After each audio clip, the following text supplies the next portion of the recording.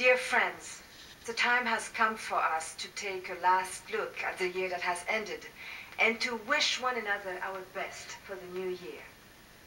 The economic disaster that threw the whole planet into turmoil in 2009 revealed the pressing need to strengthen the bonds of solidarity that unite us.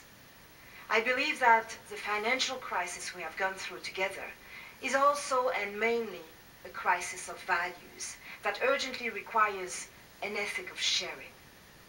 Everywhere I traveled this past year, from the Arctic to Acadia, from Europe to Central America, young people, women and men told me in no uncertain terms that they wanted a world that focused more on solidarity, a world that was fairer, more ecological, and more peaceful. I also very often had the impression that my journey was taking me on a path towards peace and reconciliation. Here in Canada, we have chosen to embrace the luminous promise of the truth and address the dark and painful chapter of Aboriginal residential schools, rather than push it from our minds. For over a century, thousands of Aboriginal children were torn from their families, from their communities, from their culture, and subjected to forced assimilation and abused. Because of this, all of us were collectively dispossessed of the ancestral languages and cultures that are our deepest roots in this continent. Over the next 5 years, the Truth and Reconciliation Commission will travel across the country, and I sincerely hope that you, Aboriginal and non-Aboriginal alike, will come out in great numbers to take part in this rendezvous with history. It is Canada's desire to seek the truth and to make amends that makes it a symbol of hope for so many people around the world.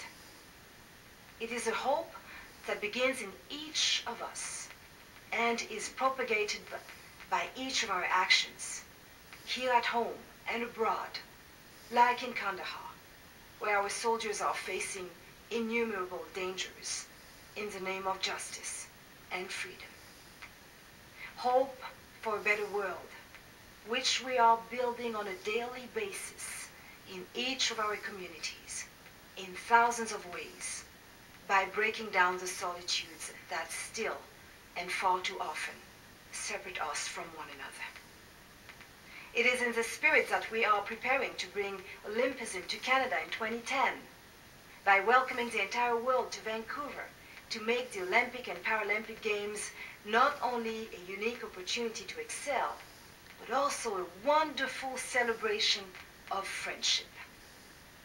My husband Jean-Daniel, our daughter Marie-Hélène, and I would like to offer all of you our best wishes for peace, prosperity, and happiness.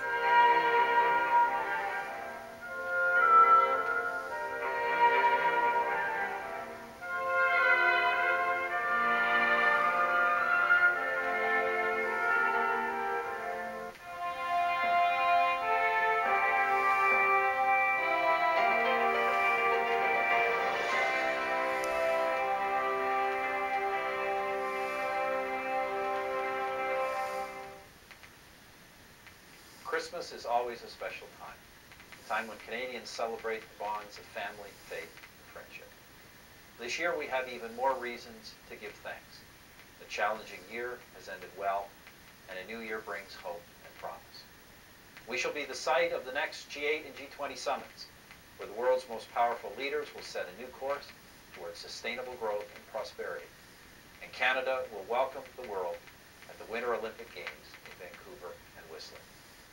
Young Canadians, already winners of the contest to represent our country, will face off against the best athletes in the world.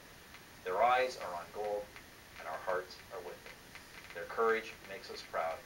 Their determination inspires us. And when they take the podium, they will tell us something of our country. In a tough, competitive world, Canada can lead. And every great thing to which our nation should aspire is within our reach if we have the spirit of an Olympian. Lorraine, Ben, Rachel, and I join in wishing you a very Merry Christmas. And we ask also that you remember in your thoughts and prayers our men and women in uniform who risk their lives in the service of our country and their loved ones here at home who anxiously await their return. And to them and all of you, we wish a happy and prosperous New Year.